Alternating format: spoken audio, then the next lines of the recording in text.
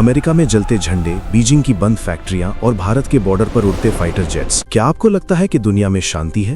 तो फिर से सोचिए, साल 2026 की ये वो सुबह है जहां एक तरफ डोनाल्ड ट्रंप ने भारत पर 50% का टैरिफ बम फोड़ दिया है, तो दूसरी तरफ मोदी जी ने चुपके से शी जिनपिंग की तरफ हाथ बढ़ाकर पूरी दुनिया को हिला दिया है। ये कोई साधारण खबर नहीं है, ये दुनिया के 3 सबसे ताकतवर इंसानों के बीच चल रही एक ऐसी डेथ गेम है जिसमें दोस्ती का मुखौटा है और पीछे व्यापार की तलवार।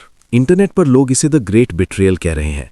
क्या मोदी जी ने ट्रंप को धोखा दिया या ट्रंप ने भारत की पीठ में छुरा घोंपा?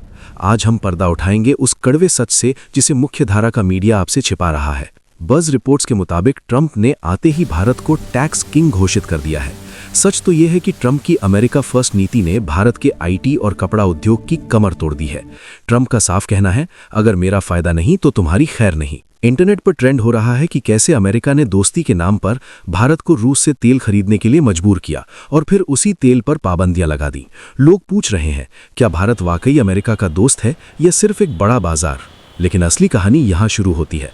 जब अमेरिका ने दबाव डाला तो मोदी जी ने वो किया जो नामुमकिन लगता था। मार्च 2026 की सबसे बड़ी खबर, भारत ने चीन के लिए अपनी FDI यानी विदेशी निवेश की नीतियों को ढीला कर दिया है। वही चीन जिसके साथ 2020 में गलवान में खून बहा था, आज उसी चीन की कंपनियों के लिए भारत के दरवाजे खुल रहे हैं।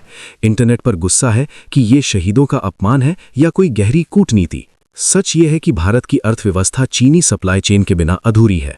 मोदी जी जानते हैं कि ट्रंप से लड़ने के लिए उन्हें जिनपिंग के बाजार की जरूरत है, भले ही इसके लिए उन्हें कड़े फैसले लेने पड़े। हालिया ब्रेकिंग न्यूज़ के अनुसार भारत और अमेरिका के बीच एक इंटरिम ट्रेड डील साइन हुई है, लेकिन इसके पीछे का सच कड़वा है।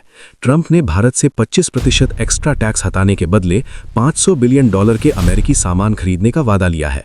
यानी भारत को अपनी जेब ढीली करनी पड़ी ताकि ट्रंप शांत रहें। आलोचक इसे डील नहीं ब्लैकमेल कह रहे हैं। वहीं दूसरी ओर मोदी जी ने चीन के साथ हाथ मिलाकर ट्रंप को यह भी जता दिया है कि भारत किसी का गुलाम नहीं है। ये 2026 की वो रियल पॉलिटिक्स है जहां नैतिकता नहीं, सिर्फ पैसा और पावर बोलता है। तो क्या मोदी जी ने सही किया या वो ट्रंप और जिनपिंग के दोहरे जाल में फंस गए हैं? सोशल मीडिया पर बहस छिड़ी है।